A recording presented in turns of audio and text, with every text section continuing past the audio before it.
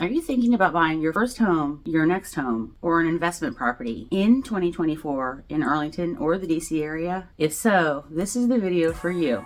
In case this is your first time here, I'm Julie Grandon, your local realtor. I specialize in Arlington because that's where I grew up. Because of my love for DC and the DC area, I am truly happy to work anywhere in the DMV. This video is about buying a home in 2024 and what you should know. We've had huge rate drops since about a year and a half ago when they first really started rising up to 7 and 8%. We're now looking at closer to 6, and more rate drops are planned for the year to come. In fact, in recent news, we've learned the Fed does intend to drop rates enough. They may in fact hit 4.5% this year. And as we know, sales have been down. This is partially due to a lack of inventory because buyers have been out there regardless of the rates. But with the interest rates dropping soon, you'll have a lot more buyers out there and things will get much more competitive. So some things to keep in mind. If you're looking in Arlington, where we had about an 18% increase year over year from the end of 22 to the end of 23, the prices have gone up quite a bit. And if we see the rates drop, I'm sure buyers will be out in full force. And there will end up being a lot of competition in Arlington, very competitive, which we're already selling despite their higher rates. So if you're in Arlington, I would say it would be very smart to act fast and get out there before you have a ton of competition so you can find your dream home or one you actually like and get your hands on it. If the rates do drop, you can refinance, and that's something you can talk to your lender about, how quickly you can refinance this loan.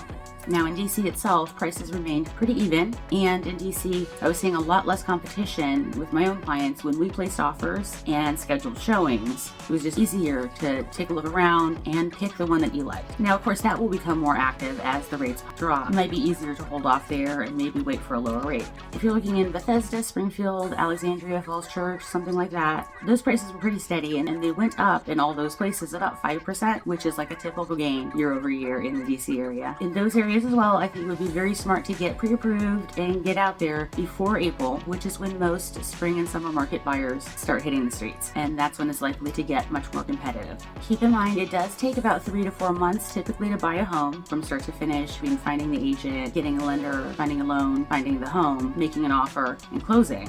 Our next video is going to be about the very first step in the process, and that's finding a realtor. Thank you for watching. If you've already subscribed, thank you so much for being a part of our community, which I truly enjoy having. It's wonderful to talk to you all in the comments or by text message, phone call, email, however you want to reach out. I love answering questions about real estate and the DC area, and I love it when you reach out so that I can work with you as your realtor.